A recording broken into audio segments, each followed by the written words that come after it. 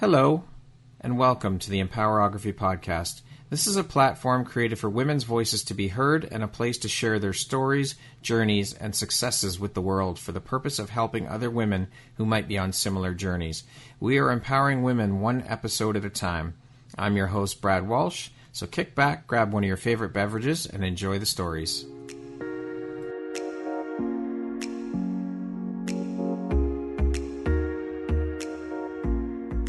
If you're looking for jewelry that makes an impact on your self-care routine and your style, Empowerography would love to offer you a discount code to one of our exclusive partners, Quartz & Canary Jewelry and Wellness Company.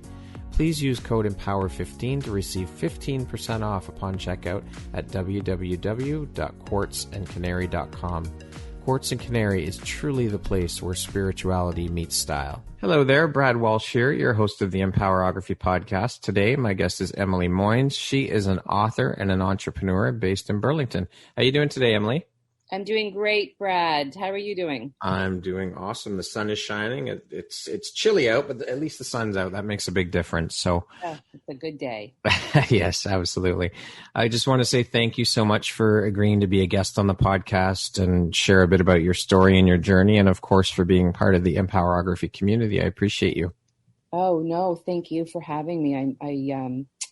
I am so excited to be here with you today. Well, it's an honor and a pleasure to have you here. So let's jump right in. Emily, as I mentioned, you are an author, you're a coach, you've become a huge advocate for women, empowering women and self-love. How long have you been a coach for, Emily?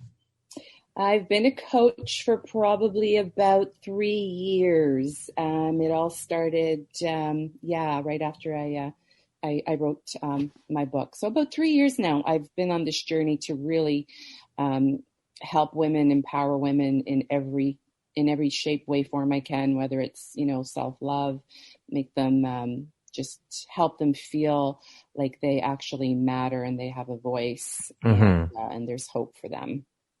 Why did you decide to focus your energy and business on helping to empower women? Did this journey begin with some of your own personal struggles? It absolutely did. So it really did. And I feel like I feel like it found me rather than me finding it. Oh, okay. So I was going through a really very difficult, painful divorce. And when I was in that process, I began journaling just to sort of help me through the process and navigate my way through what was this, because it wasn't just going through a divorce. I had learned through the process that I had been in a very long-term abusive relationship, narcissistic abuse, which I had never even heard of before. Didn't even know what that meant. I've never heard that term either. Yes. And it literally woke me the fuck up. It really did. I was like, I've never heard of this terminology. And then everything that is associated with narcissistic abuse, like, gaslighting and projection and cognitive dissonance and words I hadn't even heard of. Yeah. It was through that struggle and through me journaling and writing, I had this insatiable appetite to find out, why am I here? How did I get here? And then that became a book. So It didn't start off being a book. It just became a book. I was sharing what I was learning with my friends, with my family. And then they all encouraged me to make it into a book because it was really helpful to them. Wow. And so the focus of your energy and business and coaching on helping empower women, what was the reasoning behind that? Because I felt for 15 years, I had completely lost who I was. And if you knew me before getting into that relationship, you never would have believed that this person who came across as, really having her shit together and being this empowered woman had completely lost herself in this relationship for over 15 years. I lost my voice. It's just mind-boggling to me, because what was happening was, for me, in order for me to avoid the conflict that was, this chaotic relationship that I was in, I would silence myself. I would bite my tongue.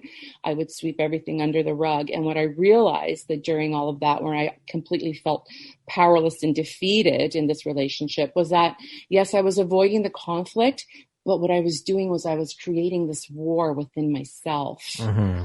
And I wanted to really let women know that you have the control. You give your power away. Nobody can take it. Right. You're giving it away. And so I became this completely fragile, broken. I just felt like I was observing my life, not participating in it. Mm-hmm. And I wanted to be able to help women give their voice back, let them know that they have the power. It's all up to them. That they have hope, and that there is light at the end of the tunnel if they are going through a situation that's similar to what I was in for all those years. That's amazing. So with your personal journey and struggles, what was the breaking point or light bulb moment for you when your own personal story, where you said to yourself, okay, I've got to stop this and start thinking about me and put me first? Okay, well, let me just start by saying that I left that relationship four times. Wow. Like I completely left. Like one time I was gone for a year. Mm-hmm. I rented a home. I was gone for a year and I still went back. There was another incident where oh my gosh, I could just have so many examples, but just picture this example. We got into an argument. My ex phoned the police. Mm-hmm. I was accused, he attacked me. Mm-hmm. I was accused of being the abuser. Wow. I was arrested. You were arrested? I was. Oh, I was. Which is mind-boggling to me. Yeah. How did it was mind-boggling. This is why I'm such an advocate now, even with advocating for lawyers to really know what narcissistic abuse is and what the traits are. Divorce lawyers, judges. Mm-hmm. It is, the manipulation is so grandiose. It was something I was not used to. Mm-hmm. That this manipulative tactic ended up with me being honest. Mm-hmm. Because let me tell you, when you are confronting the law, mm-hmm. and you're attacked and you fight back, and they say to you, when they read you your rights, anything you say can and will be used against you. And you say, yes, I did strike him, but that's because he hit me. But he says, no, I didn't hit her, or I didn't touch her, and she's crazy, but you're admitting you did. Guess who's going to get arrested? You. Yes. So I was in a jail cell for hours. I had to pee in a stainless steel toilet with cameras watching me. And that was still not enough.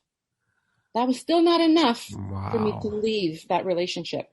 So my breaking point was actually because of my daughter. Okay. It was my daughter.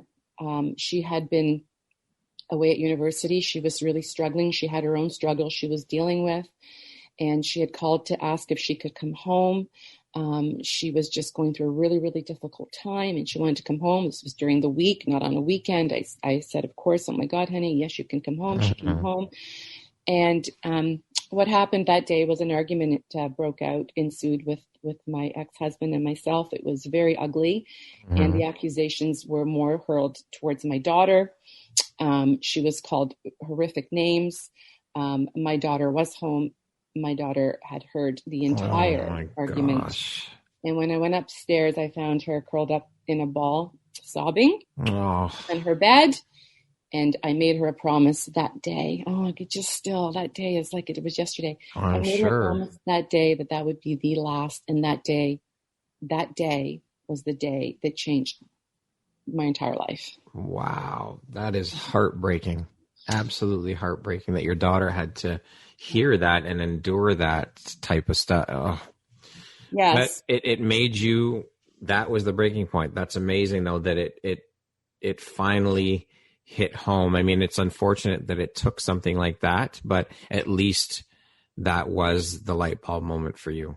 That was a light bulb moment for me, for sure. I mean, when I think back that I was in this relationship for 15 years and my kids had seen and heard things that no child should be subjected to during that relationship, it still wasn't enough for me. I know now that what I was going through was this thing called cognitive dissonance, where cognitive dissonance is this inner turmoil you have, where you are literally, you have two conflicting belief systems. So on one hand, I had an abuser, but he was also my savior. Right. And so it kept me like I knew deep down inside, this is not right. This is killing my soul. This is not what a relationship should be. But then on the other hand, I had, nobody's relationships are perfect. Yeah. Everyone has ups and downs. You got to take the good with the bad. And this cognitive dissonance, this inner turmoil kept me there for all those years. Wow. And I thought, okay, you can mess with me, but now when I see my daughter in this state, I'm like, you have to make that decision. Like, okay, this is it. Like, this is it. Like, enough. This is it. This is going to be the hill I die on. It's just that light bulb moment of like, fuck it. Yeah, for sure. So how do you think these experiences that you've been through have helped shape the Emily you are today? Oh, wow. Okay. Well, the Emily I am today, I feel like I'm actually back to my old Emily, which is, number one, I now set standards and boundaries with everybody that comes into my life. I am responsible for the energy around me.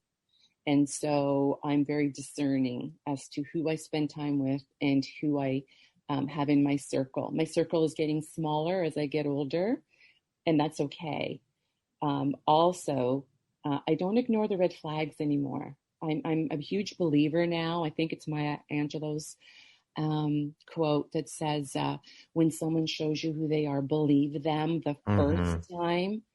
That's something I just live by now. So I'm a much more discerning person, and my standards are a lot higher and my boundaries are there. You cannot cross the line Good anymore. for you.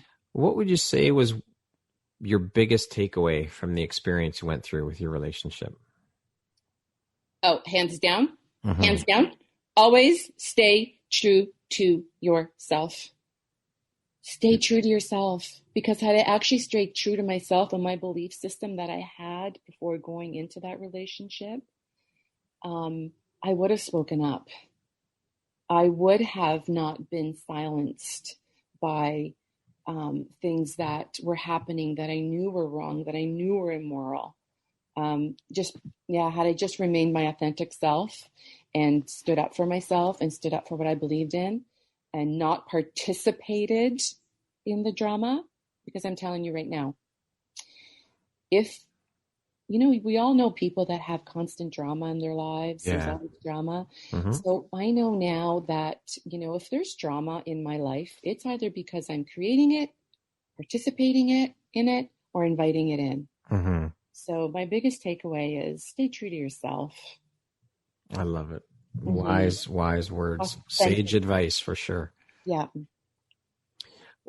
So through all these experiences, as you mentioned, this has led you into, or has brought coaching to you and helping empower women.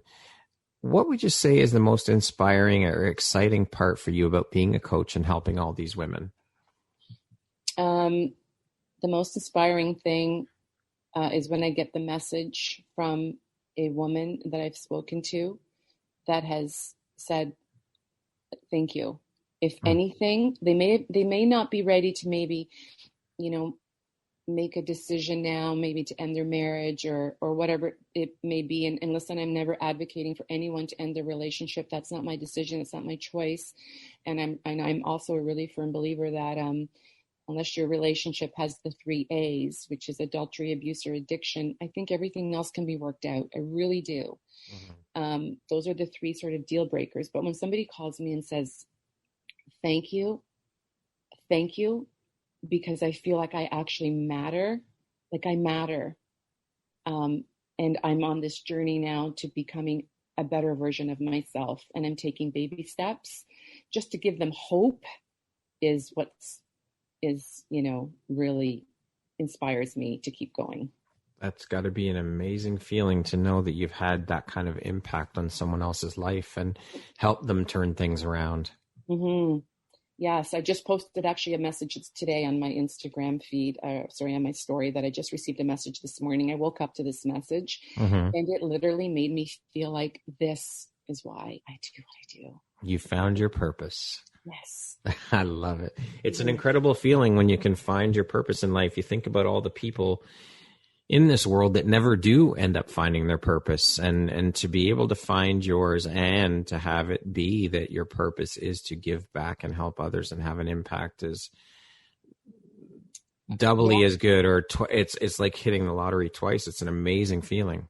It is. And you know what? I have a lot of, just touching up on that and finding your purpose. I really do feel like it found me. But and the reason why I say that is because I have so many friends or family members that ask if I, have any regrets or have any, ill will or anything like that towards those 15 years that I spent in that relationship.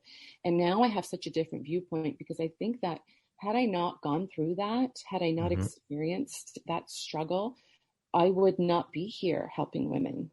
Right.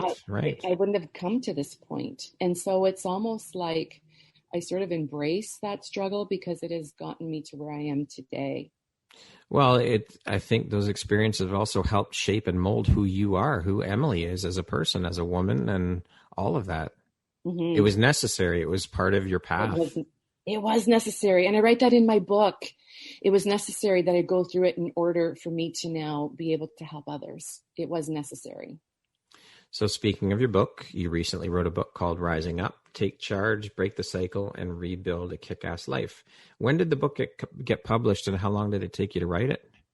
So going back to, it was never supposed to be a book. So it really took me two and a half years to write because I wasn't writing a book. I was journaling daily. Right. And my divorce process was long and arduous. It was 3.5 years from start to finish. And that's because the new Emily came out, and I was not going to lay down and die. And I was not going to allow this person anymore to control my life. Right. And so when I had somebody in my corner, which was a fantastic divorce lawyer, this was the hill I was going to die on, and I was not going to back down. And so the book, because I was journaling for that entire time, literally took about 2.5 years. And then I had so many people saying, you've got to publish this journal, make this into a book. And so then after that, it was published soon after that. So maybe I'm going to say 3 years ago. Okay. Do you have plans to write another one? Oh my gosh, I get asked that all the time. You know what I get asked? Because where I ended the book 3 years ago was I had just started 2 new businesses. So I didn't have support coming in from my ex. Right. I took a lump sum payment because I wanted to be able to get out of that marriage. All I cared about was buying a house, having a house that didn't have a mortgage or a massive mortgage. And then I would figure it out from there. And so I left that book at today's the day that the sign went up on my business. Like, I am officially a business owner. Oh, and so what a way to end it, though. That's great. Yeah, that's how I ended it. So today's the day that the sun is shining and they're outside putting my sign up on my business. So that's how I ended the book. So what I get a lot today is okay, where are you now? Like, where are you today? Like, what's happening? What's going on? And so I get so many people asking that. I just, time. Gosh, if I could just have more time, I could work on the sequel. Yeah, there you go. You have to. You have to. Yes, because it is inspiring. There you go. And people are asking for it. So you give the people what they're asking for. I know, I do. I give a lot of what they're asking for through like my social media, and I do videos and stuff. But I know I get some people saying like, we need to know, how did you get, like, it couldn't have been all easy, and it wasn't at all. Yeah. But where are you today is what I get asked all the time. That's awesome. I might have to work on that sequel. Yeah. So I'm going to assume your experiences were the inspiration and catalyst, which you mentioned you were journaling. Was the process cathartic for you, though, actually putting pen to paper and creating the book? I mean, I know the journaling must have been cathartic, but actually turning it into a book and telling your story that way, was that cathartic for you? Scary at first, yeah, and then completely cathartic at the end, because it forced me to now, if it was going to be a book, I really needed to not only have my journey as part of it, but also have actual like science sort of behind it, because I was dealing with this narcissistic personality disorder that I knew nothing about, and I didn't know how it would manifest into what I went through, dealing with someone who I can't, this person has never been diagnosed as this. I just, from my research, was very cathartic because I learned so much. It became, like I said before, an insatiable appetite to learn as to why am I here? How did I get here? And I was reading, I was listening to podcasts. I was listening to every spiritual teacher. I was reading every book I could get my hands on. And it really did become this, it's so therapeutic for me, because now I understood. Right. I understood that I was a participant also in my own struggle, in my own turmoil, because it cannot succeed without your participation. Right. So what was the final push for you then to turn this into a book, to actually sit down and say, where you said, okay, Emily, this is it. I'm going to write a book. I'm going to turn this into a book. What was the final push, or why did you decide to do that? My sister. Your sister? Who was also going through a divorce at the same time. Oh, wow. And I felt like I was sort of emotionally further ahead than she was in the process. And then I actually had moved in with her. I was going through my divorce. She was going through her divorce. And I had moved in with her to help her and her kids. And she was reading my material, and she's like, you have to make this into a book, because it helped her in her process. I felt like she was struggling a lot more than I was, because she wasn't listening to the podcast. She wasn't having those aha moments. She wasn't, her soul wasn't being fed what she needed to hear in order to help her go through the grieving process. And so she would read what I would write. And she's like, you've got to make this into a book. And then I was like, okay.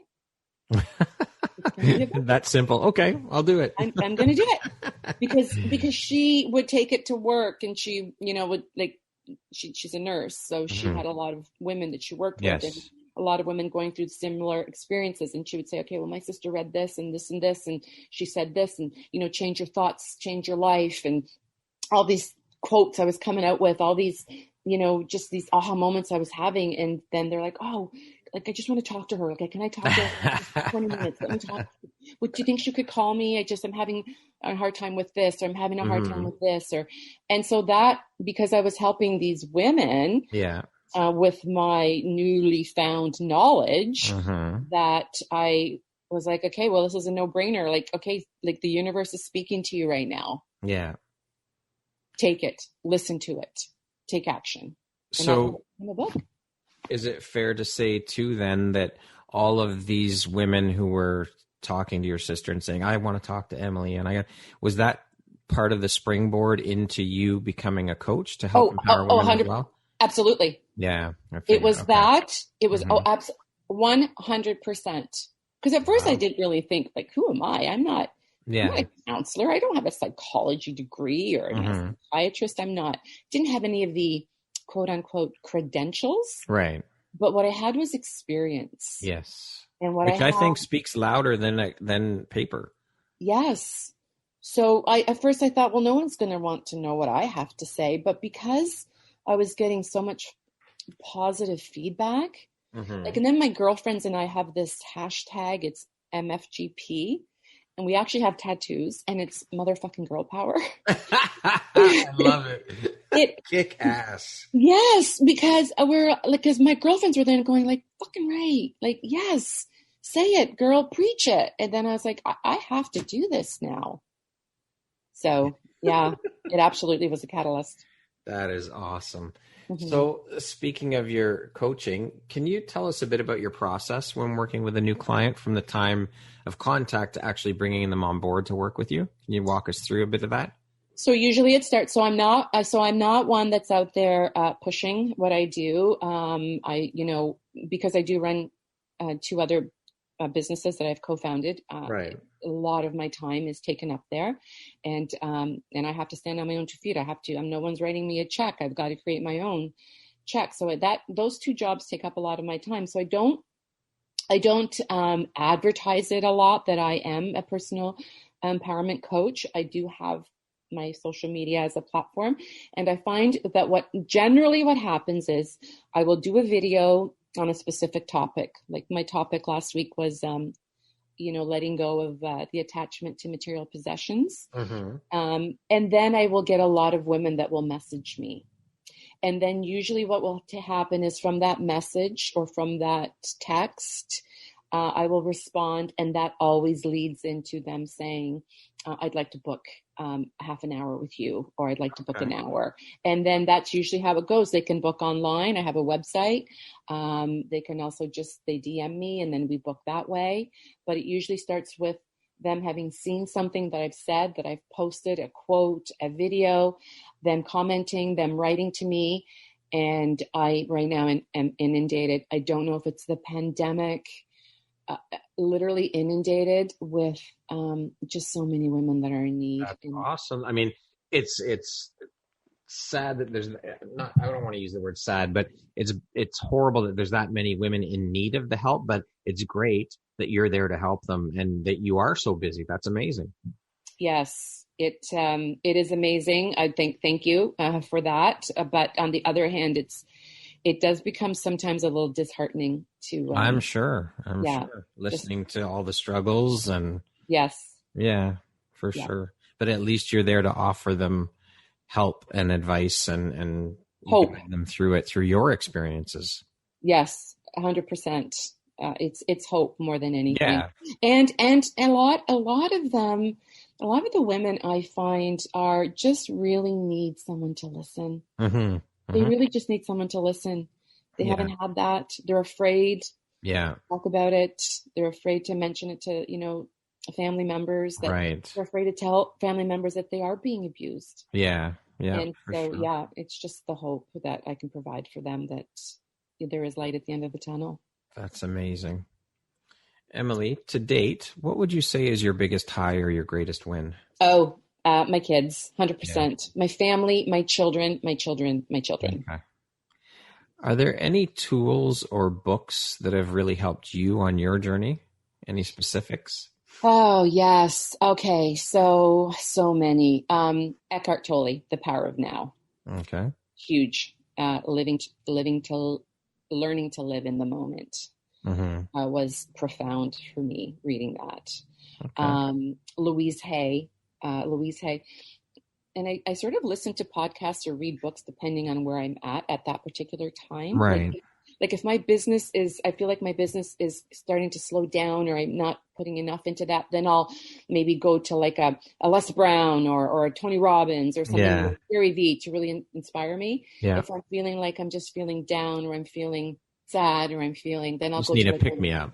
Yes. So it really depends on what I'm going through. But Eckhart Tolle, The Power of Now was really a life changer for me, because we really do need to learn to not worry so much about the future and live in the moment. And it's really hard. It's easier said than done. Yeah, for sure. Mm-hmm. What do you think your unique skill set or superpower is that's helped you become successful? Okay. I'm going to say 2 things, actually. Okay. I'm going to say my ability to really listen. Mm-hmm. But also I'm just speaking in my coaching, because when it comes to my business, it's for sure my tenacious, and I'm going to make it happen. It's just failure is not an option, and I will make it happen. I love it. when it comes to coaching, it's listening and I get this from my kids all the time, a no bullshit attitude. If you're going to hear, you're going to hear it. Like, I'm sorry. Like, yeah, you're going to have to fucking sell your house. And yeah, if you're going to go through a divorce and you know, whatever your income is, it doesn't support a 2-family income. Yeah, you are. So you're going to have to decide, like, what do you want more? Yeah. Like, what do you want more? Do you want peace? Do you want to live life on your own terms, or do you want the stuff? Yeah. So you got to figure it out. So I'm not going to candy coat it. I love it. It's the no bullshit attitude. That's awesome. If you come to me for coaching, you better be able to take it. Yeah. How do you define success? What does that word mean to you? Oh, what I just said, living life on your own terms. Okay. For me, success is freedom. The freedom to make choices, the freedom just to live life on your own terms, and refusing to compromise on what's really important and what matters to you. Okay. That, to me, is being successful. Great. It's not the stuff. What would you say is one of the most important things you've learned in your life? And what was your life like before learning it? And what was your life like after learning it? I think what I've learned in my life, like recently, I think I kind of already sort of knew it, but what really has stuck with me like now is that there are no guarantees in life. And I have no idea how my story is going to end. But what I've learned is that I have faith.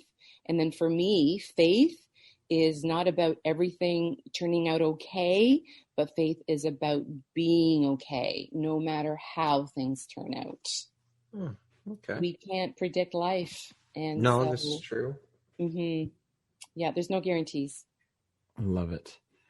What would you say is one of the best pieces of advice you've ever received? Oh, that's a tough one. I think I'm going to say that, I'm going to have to go back to Eckhart Tolle and the living in the moment, because here's what I took away from that. And that wasn't advice I got from anyone. I mean, I literally got that from reading a book. But life is what passes us by when we are so busy always planning for it.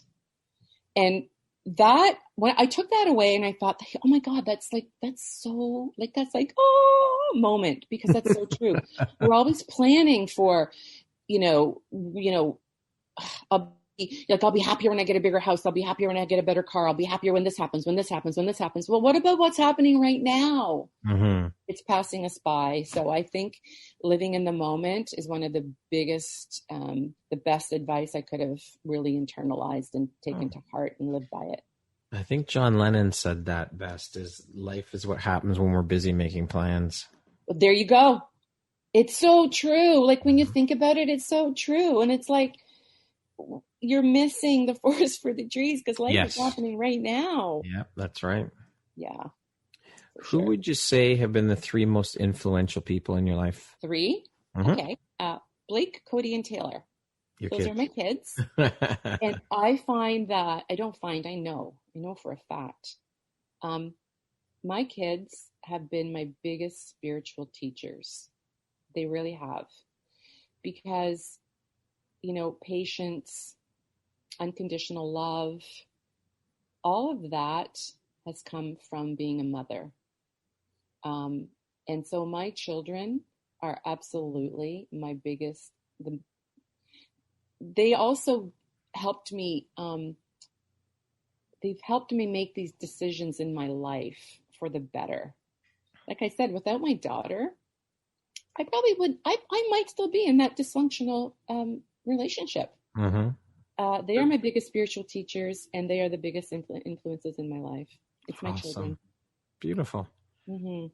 Emily, what makes you feel inspired or like your best self? I think what makes me feel inspired or my best self is when I start feeling sorry for myself or feel like woe is me.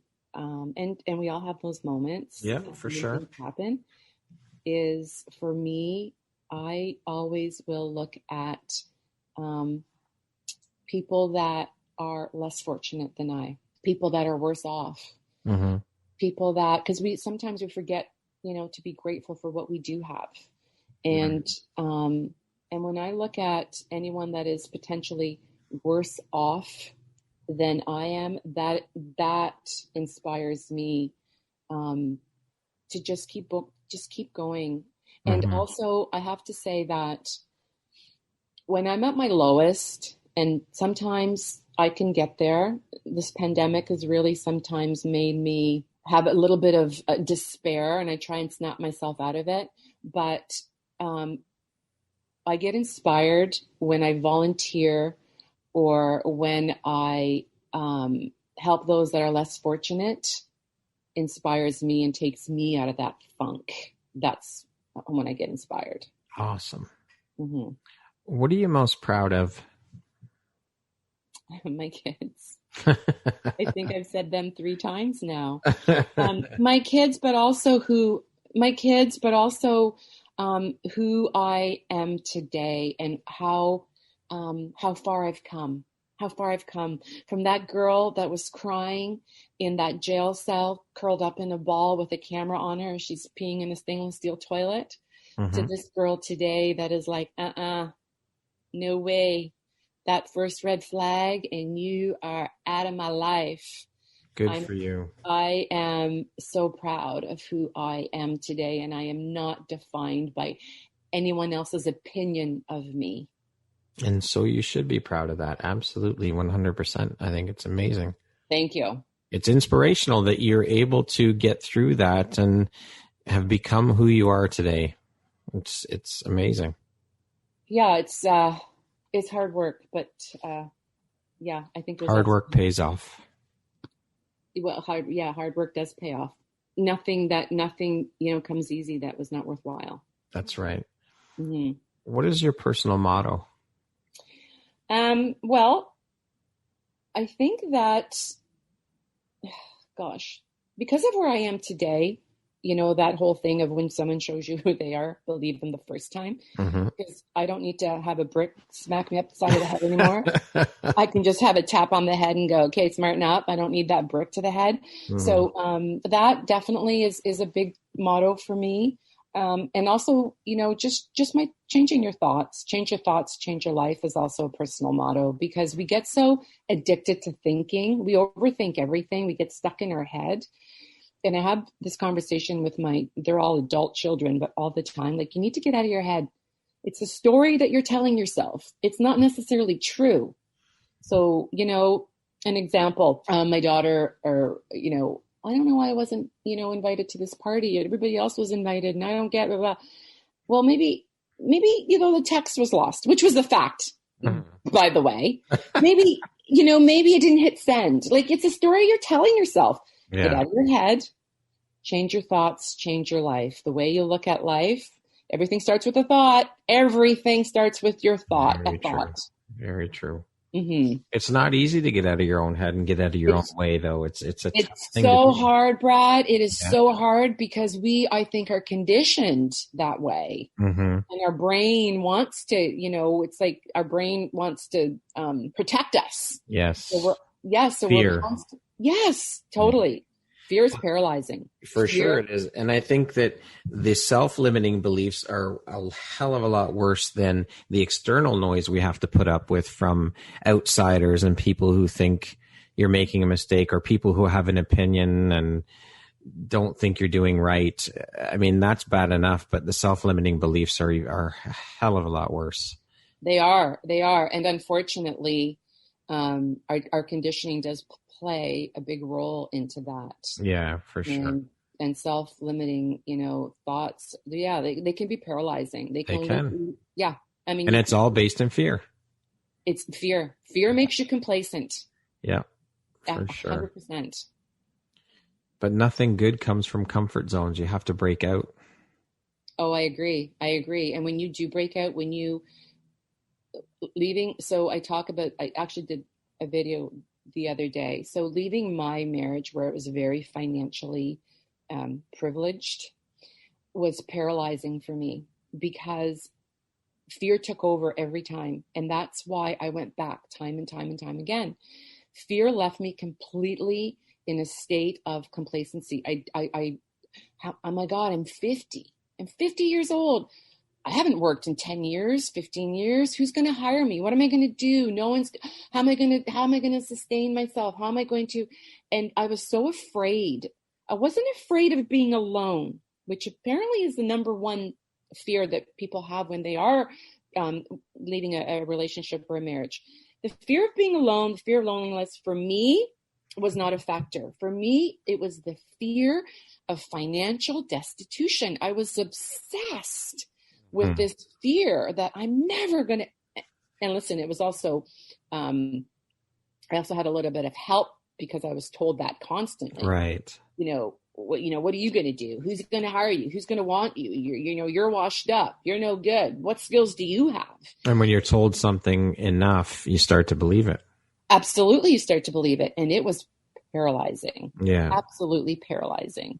So I had to really jump into your greatest fear. Like I write about that in my book. Like I literally dove in head first.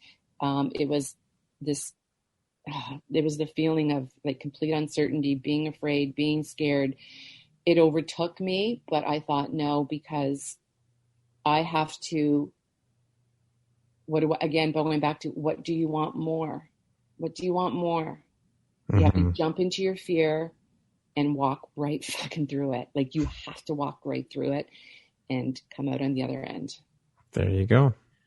Emily. And entrepreneurship, like for anyone that wants to be an entrepreneur, that's scary as hell. Like you're literally jumping off a cliff and hoping that your wings will like work. Hoping that your parachute over. Steve Harvey did a great 4 or 5 minute talk on, and it's called Jump. And he talks about all of that. It's like in life, you have to jump at least once. You have to try it. Your bills are always going to be there. The excuses are always going to be there. Just jump. Your chute will eventually open. But if you never jump, your chute will never open. No, and you'll never know. And it was regret for me, because I don't want to be on my deathbed regretting what I didn't do. I don't want to do. I tell that to my kids now. The regret. I instill that in them. I'm the biggest advocate. Do it. My son's going to Africa in the summer, and he's like, oh, I don't know, and just bad timing and blah, blah, blah. I'm like, do it. Just fucking do it. Go do it. He's a big advocate for a conservationalist. And working out there with endangered species. And amazing. It is his passion. Then he's got to do it. He has to just follow your gut, follow your heart, and just do it. Absolutely. He has an opportunity to do it. An opportunity, he says, came knocking on his door. I'm like, no, it didn't. You manifested that opportunity. It didn't just come on your door. That was manifestation. You have to do it. I know it's scary, and we're in a pandemic and jobs are scarce, and you're leaving a great job, and just do it. And he's doing it.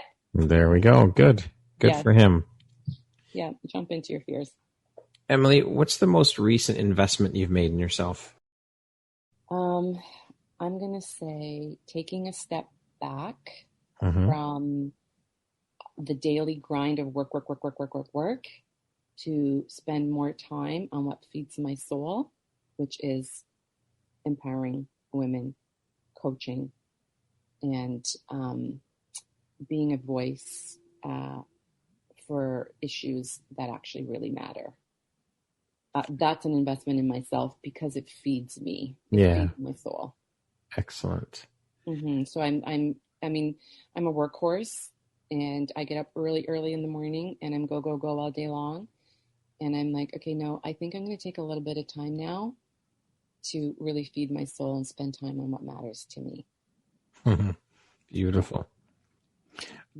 What gives you the motivation to keep going? I just think that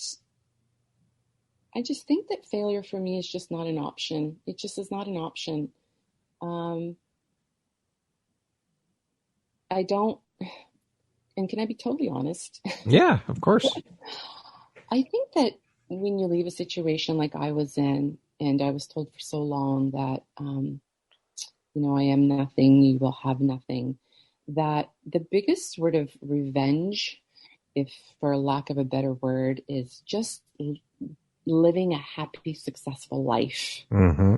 And for me, just being happy and just not giving a crap about, what other people think.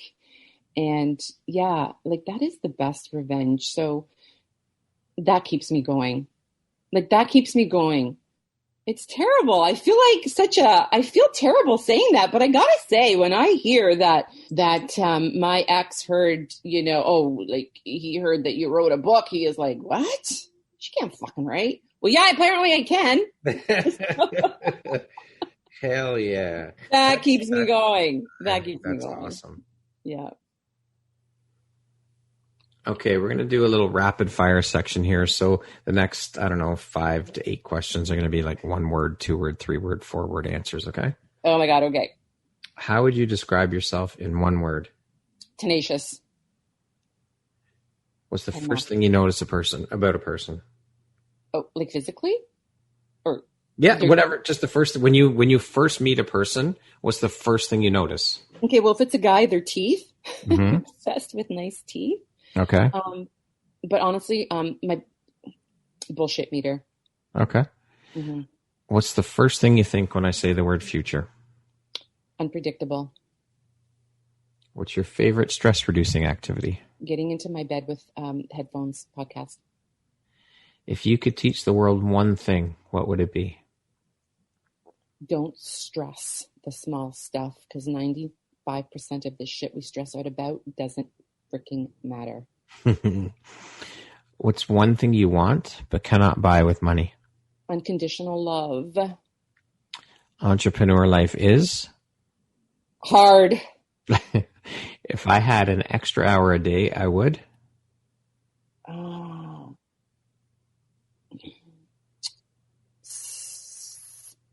Take my dog to the beach more. My favorite way to unwind is? Oh, again, my bed. I love my bed. My bed with my headphones and a really great podcast. The last book or podcast I listened to or read was? Divorcing Well with Leanne Townsend. Yes. Yes. Just Leanne is awesome. She's a wonderful woman. Oh, yeah. Her podcast, the Divorcing Well podcast, addicted. Because it helps me help other women as well, right? There you go. Awesome. Yeah, so that was the last podcast I listened to was Leanne Townsend's Divorcing Well. If you came with a warning label, what would yours say? Oh God. Don't talk to me until I have my coffee first. And the last of the rapid fire. If you had a theme song that played every time you walked into a room, what song would that be? Oh, for sure. 100%. I Will Survive. Gloria Gaynor. Awesome. Yep. Or my fight song. My fight song is really good too. This is my fight song. I Will Survive. Oh yeah. We'll go with both of them. You can have 2. I have to have 2. My fight song by Rachel Patton, I think her name is, and by Gloria Gaynor, I Will Survive. I blasted that every single morning. Every morning when I made that decision to leave my marriage and those divorce papers were served the same day. Mm-hmm. Every morning, Gloria Gaynor came on. That's what got me out of bed. I Will Survive. Emily, tell me something about yourself that people would be surprised to know or find out. I think even people listening to this are going to be surprised if my friends hear this, surprised to know or find out, or they're going to call me, like I call bullshit on that.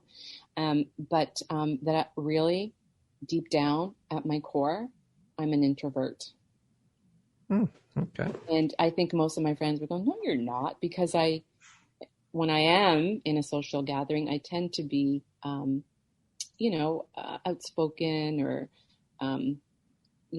I could sometimes be the life of the party, but at my core, what really feeds me and my soul is a homebody at home with my kids. In your bed with your headphones on. In my bed. That is, I'm an introvert. That I'm so good with that. Okay. Yeah, I'm an introvert at heart, and people would not believe it, but the people that really know me know I'm an introvert at heart. If you could step into my shoes, what would you have asked yourself that I didn't ask you? I think I would have asked myself, although externally, as an outsider looking at me, I think I come across as, really having my shit together, being empowered. But I think I would have asked me, do you ever doubt yourself? Or do you ever have self-doubts? Because although most people are like, oh, I envy you, or you've come such a long way, or I still have triggers, for sure. I still have triggers. Okay. Emily, if you could go back and give your younger self one piece of advice, what would that piece of advice be? Stay true to yourself. Stay true to yourself. You know who you are innately, Emily. You know who you are. You know who you are. You know what you believe in. You know what's good, ethical, and moral. You know that. Stay true to yourself, because had I stayed true to myself, I think I could have avoided a lot of struggle in my life. But then again, as we said earlier, those struggles contributed to who you are today. So, yes, true. Yeah. Lastly, if you were to deliver your last 30-second speech to the world, what would that last 30 seconds sound like? I think the last 30 seconds would be let go of stuff that doesn't matter. Let go of shit that doesn't matter. Forgive. That's really hard. Really, really hard. Learn to forgive, because if you're not forgiving people, it's like taking poison. And I heard this quote. It's like taking poison and expecting it to affect the other person. So learn to forgive. Let go of shit that doesn't matter. Surrender to what is. Just surrender to it. Change it. If you can't change it, surrender to it. Move on. And this other thing I am big on. Always try and live your life at an equilibrium. So when things are really good, don't let the highs get too high. Don't let the lows get too low. Try and sort of stay on that that equilibrium, and just kind of float through life. Because I tell my kids all the time, when things are going really great, just humble yourself a little bit. Just stay at that equilibrium. And the biggest thing, this too shall pass. This too shall pass. Nothing is forever. Nothing. The only thing that's constant in our lives is change. Mm-hmm. So nothing is forever. This too shall pass. Just chill. Breathe. Chill. No one's getting out alive. No one. I love it. To quote the famous Jim Morrison, no one gets out of here alive. No one gets out of here alive. So come on. Let's just not take life way too seriously. Just enjoy it. Live in the moment. This too shall pass. This pandemic, it's fucking hard. It's so hard. Mm-hmm. This shall pass. Yep. Exactly. Figure out a way I love it. Emily, thank you so much for sharing your story and your journey, and for being here today. And what you're doing is incredibly inspirational. It's amazing work that you're doing. You should be incredibly proud of yourself for what you've managed to come through on the other side of, and turn that into something as good as what you're doing to help other women. I think it's so inspirational and amazing. And I just want to tell you that I appreciate you, and I appreciate you taking the time to be here, share your story, and just be part of the Empowerography community. It's an honor to have you as part of the community. And I'm just so inspired by your story and what you're doing and what you have done. Thank you, Brad. And I am honored to be part of the community. And I'm going to right back at you, because thank you. Thank you. The very first time that we met, I was like, who is this guy? This guy that is taking on this, the empowerment of women. I was super impressed. I continue to be super impressed. So thank you for what you're doing. I applaud you. It's my pleasure, my honor to be able to sit down and chat with women like yourself and be instrumental in helping get your story out there, and just be able to sit and listen to your stories is so incredible to me. It's just, no other words except inspiring. This lights me up being able to do this, and I wholeheartedly enjoy it with every fiber of my being. So again, the honor and the pleasure is all mine that I get to hear these stories and have you women as part of this amazing community that we're creating and building together. I thank you. I believe that everyone has a story. I really do. And although you may think that your story, just like I did, is in the very beginning, that your story, who cares about my story? Don't kid yourself. Everyone has a story that can genuinely help others. Mm-hmm. So thank you. And thank you for having me today. It was my pleasure. It was just an honor. Once again, my name is Brad Welsh, host of your Empowerography Podcast. Today, my guest has been Emily Moynes. She is an author and an entrepreneur based in Burlington, Ontario. Thank you so much, Emily. I hope you have an amazing rest of the day. Thank you, Brad. You as well.